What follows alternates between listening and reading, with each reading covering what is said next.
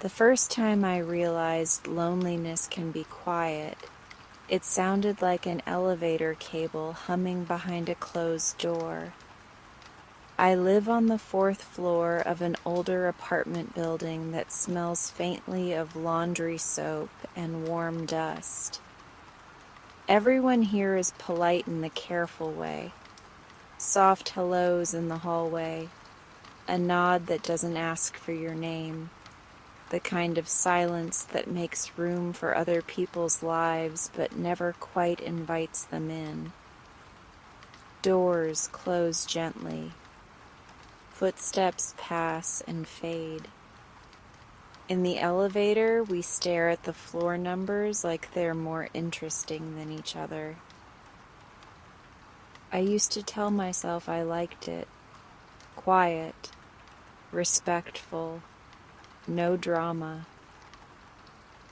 But some evenings, when the building settled into itself and the pipes clicked softly, I felt like a ghost in my own life, present, but never fully seen.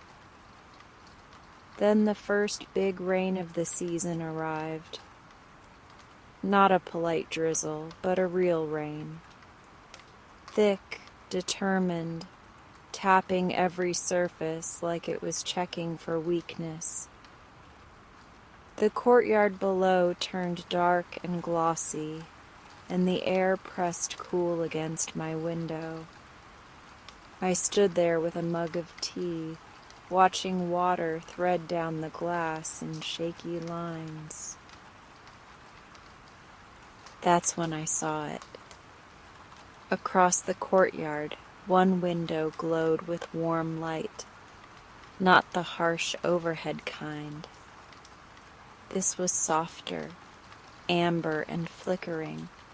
Candles, a few hanging plants framed the sill like gentle curtains. And there, near the center, a tiny paper lantern swayed slightly whenever the window cracked open for fresh air, as if it was breathing with the room. I stared longer than I meant to. Something in my chest loosened, surprised by comfort. I didn't know who lived there. I couldn't see their face. But the window looked lived in, like someone had taken the time to make a small sanctuary against the storm. And for a moment, the distance between our apartments felt thinner, like the rain had stitched us together with a shining thread. That night, I couldn't stop thinking about that window, the way the lantern moved, the way the candles made the glass look golden, the way it quietly declared, "Someone is here," and they're being gentle with themselves, on a whim. One of those sudden, tender impulses that arrive before you can talk yourself out of them. I found a small candle in my kitchen drawer. It was vanilla-scented, half-used, the kind you buy because it smells like safety, and then forget you own. I placed it on my windowsill. Beside it, I set a little jar of dried lavender I'd been saving for no reason at all. The purple buds looked delicate in the dim light, like tiny dried stars. I didn't have a paper lantern or hanging plants, but I had this. A small flame, a quiet offering. I lit the candle and stepped back. Against the rain-dark window, the flame looked brighter than it had any right to. It reflected faintly in the glass, doubling itself. The lavender jar caught the light, and turned honey-colored at the edges. The whole scene felt like a soft exhale, like my apartment was finally saying something kind. I turned off the main lights and stood there, watching the candles glow pulse gently with each draft. Across the courtyard, the other window still shone. I couldn't tell if they noticed mine. Maybe they didn't. Maybe it didn't matter, because the comfort wasn't in being seen. It was in choosing for once to leave a light on anyway. Over the next few rainy evenings, the courtyard started to change. Quietly, the way a shy person smiles when they think no one is looking. It began with one more window, then another. A soft glow here, a flicker there, until the building looked less like a stack of separate lives, and more like a constellation made by people who didn't know they were agreeing on something. One window on the second floor tucked fairy lights into ivy, so the leaves looked like they'd swallowed stars. Another arranged a row of mugs along the sill like a tiny museum display. Different shapes, different colors, each one looking like a story you could hold. A third draped a soft blanket over the ledge, so the window looked like it was wearing a scarf against the rain. No one mentioned it in the hallway. We still did our careful nods, our elevator silences, our polite little distances. But the building itself felt warmer, as if it had taken a deep breath and decided to be kinder. It felt, strangely, like a secret friendly contest. Not the loud kind with winners and prizes. The quiet kind where everyone is trying to out-gentle each other. Who can make the coziest glow? Who can make the rain feel less lonely? I started experimenting like I'd been invited into a game with unspoken rules. On Tuesday, I found a thrifted lantern at a little shop down the street. Slightly dented brass, glass panes smudged with age, and a handle that creaked when I lifted it.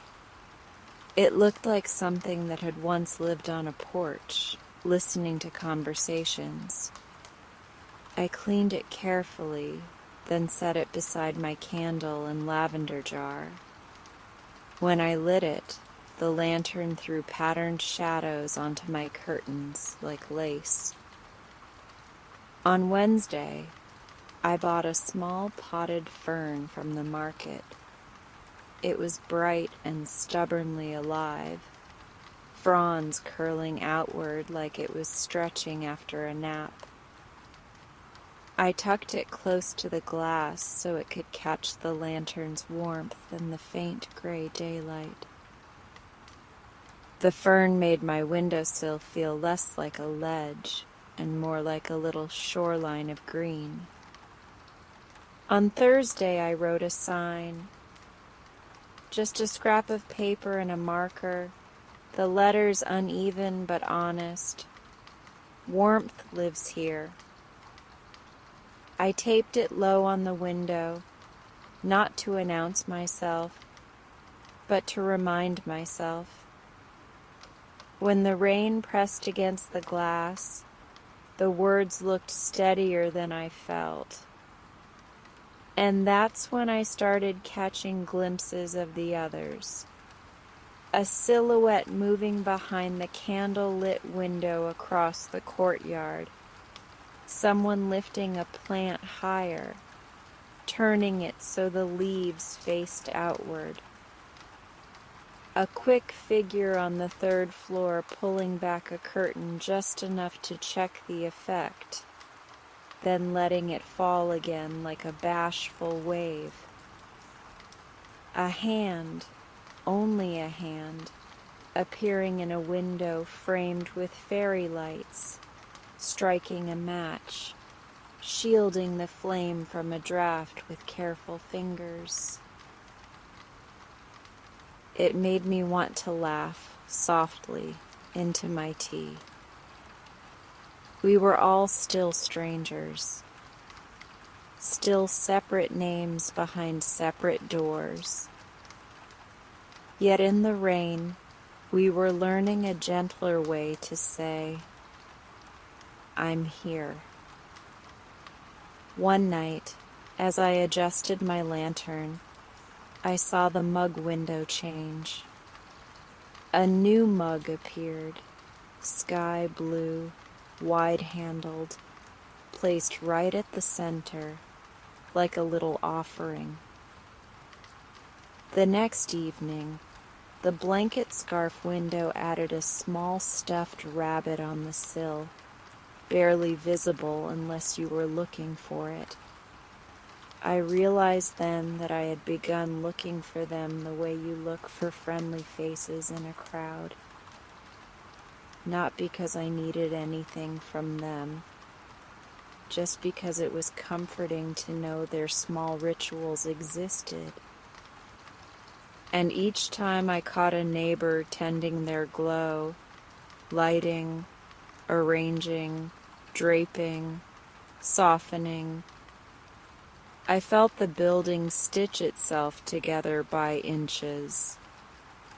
No announcements, no introductions, just a quiet agreement, written in candlelight, that we could make this storm feel less like a wall and more like a shared song.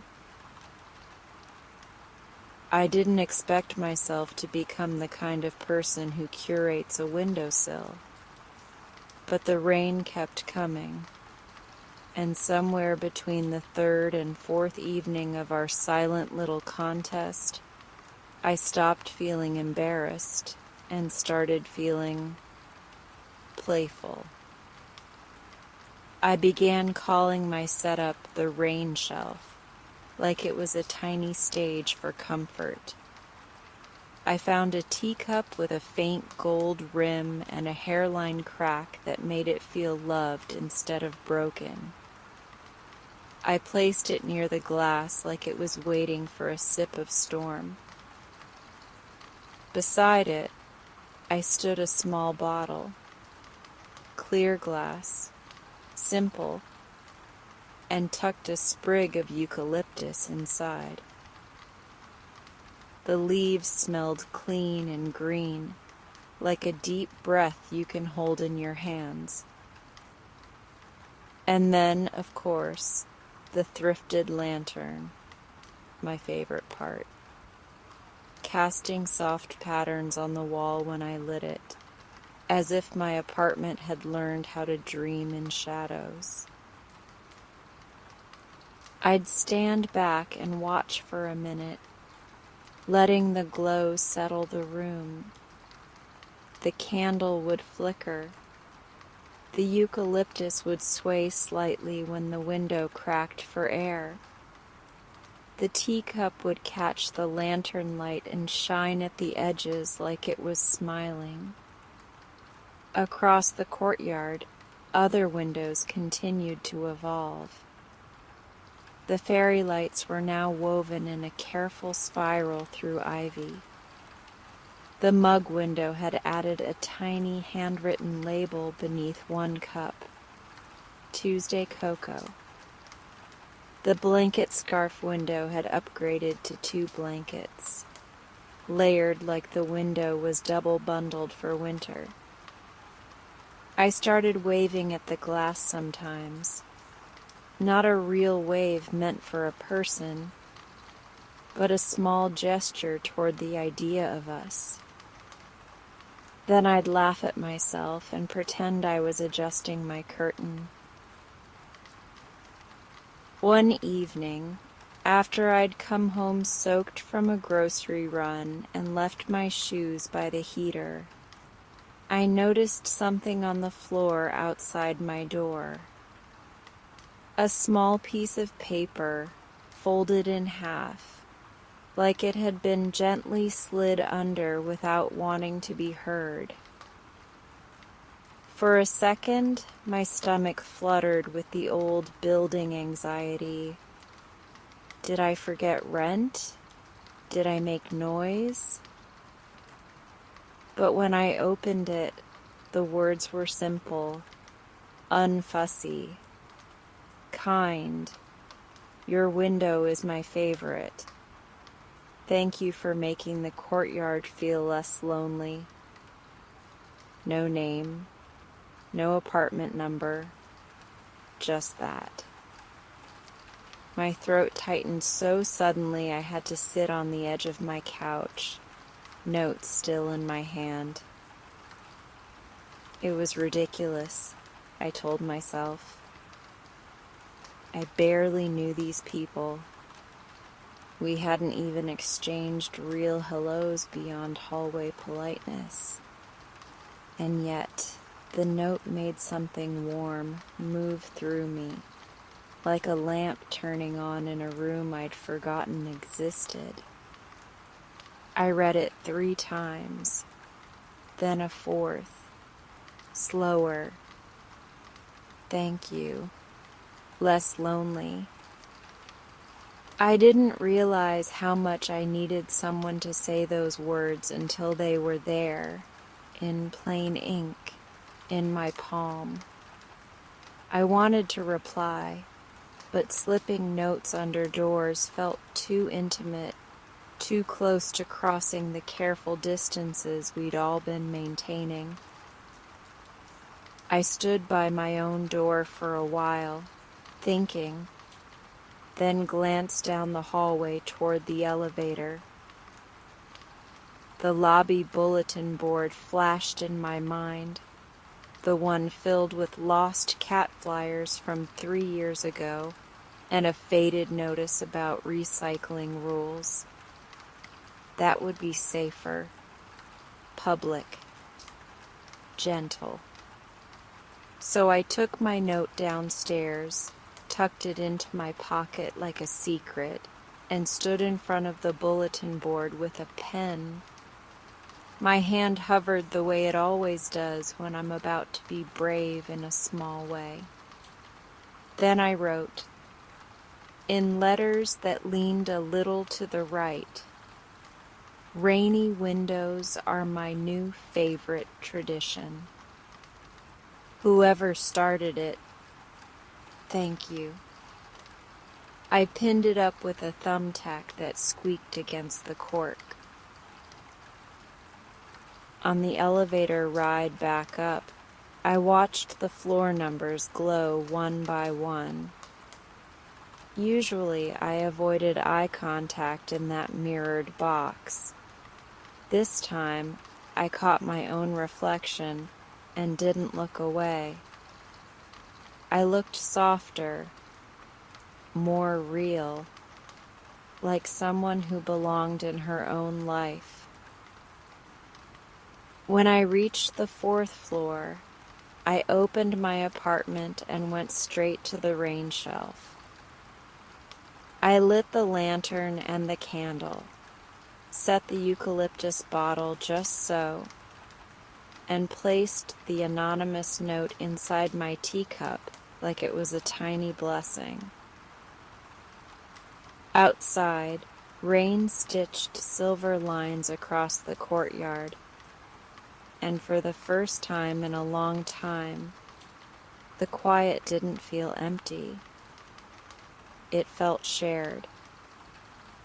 A week passed with no rain, and the courtyard looked ordinary again, just brick and glass and the familiar geometry of people living parallel lives. The trees stopped dripping. The air warmed. My rain shelf sat by the window like a set waiting for actors who never arrived. I told myself it was fine. Things have seasons. Cozy moments come and go like weather. But I caught myself looking across the courtyard at dusk, expecting a flicker that never came, and my chest tightened with the same quiet emptiness that had existed before the lanterns and mugs and ivy lights. Had it really been that fragile? Had we only known how to glow when the sky gave us an excuse? On the third dry evening, I didn't light my candle at all.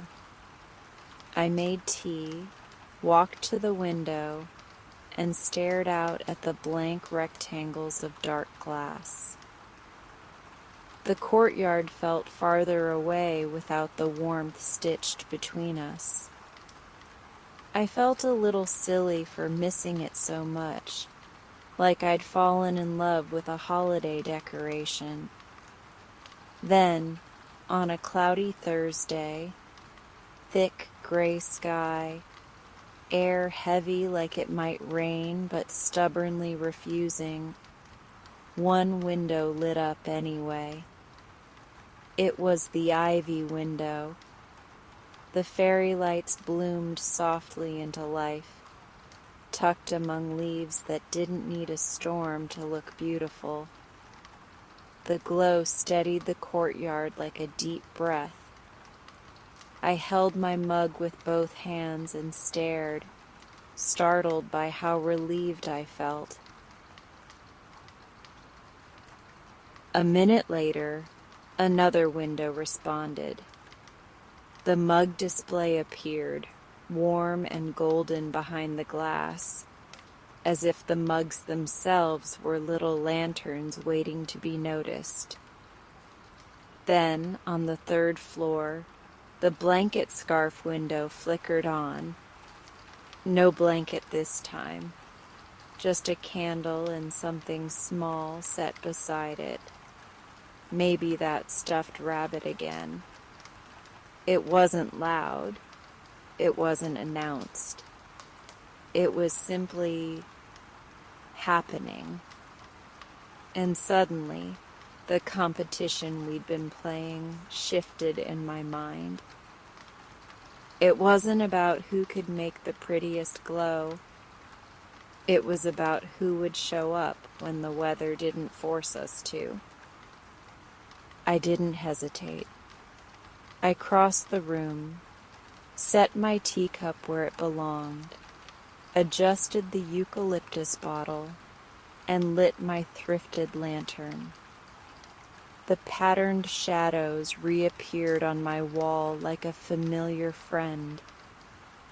Then I placed my vanilla candle beside the lavender jar and let the flame steady itself. From across the courtyard, I saw movement, curtains pulled back, quick silhouettes checking their windows, a hand appearing briefly to strike a match. One by one, warm squares of light began to dot the building. Not every window, not all at once, but enough to make the courtyard feel like a quilt being stitched back together. A warm patchwork. A quiet yes. The next morning, I found a new paper posted in the lobby by the bulletin board. It was simple, torn from a notebook, written in thick marker, "Window Glow Night. Fridays?" Below it, someone had tied a pen to a string with a bit of tape, like the sign was part invitation, part gentle dare.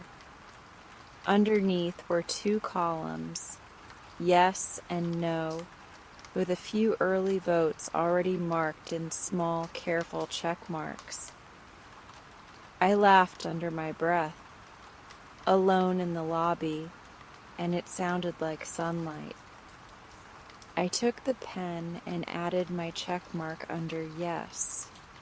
Not big, not dramatic, just a steady little mark that said, I'm in. As I rode the elevator up, I realized something. We weren't distant neighbors playing a secret game anymore. We were still private, still quiet, still careful. But now there was a tradition forming, soft as candlelight, not outshining, just showing up.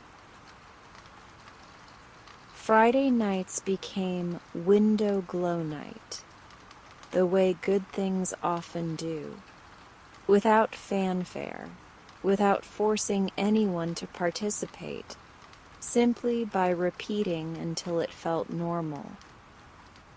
Some weeks, the courtyard looked like a storybook, fairy lights braided through ivy, lanterns throwing patterned shadows, mugs lined up like a tiny parade. Other weeks, it was quieter. One candle in a window, a plant leaning toward the glass as if listening, a single warm square of light holding its ground against the dark. And somehow, the low-pressure version felt just as meaningful, like the glow wasn't a performance, it was a presence.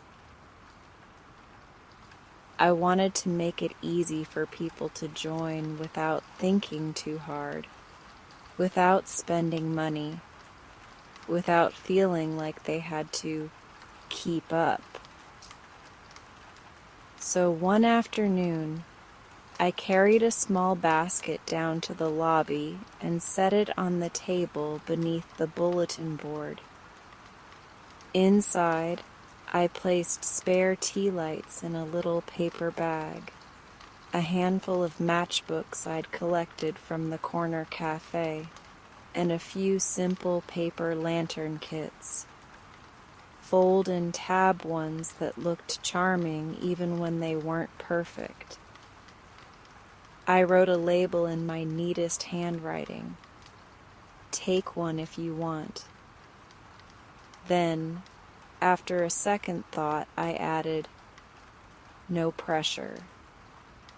I stepped back and waited for the familiar flutter of self-consciousness. It didn't come. Instead, I felt calm, like offering softness was its own kind of courage. The first time I noticed the basket was being used, it was in small ways. A tea light disappeared, then another. A lantern kit vanished overnight. Nobody left notes. Nobody announced it. But on Friday, a new window glowed on the first floor.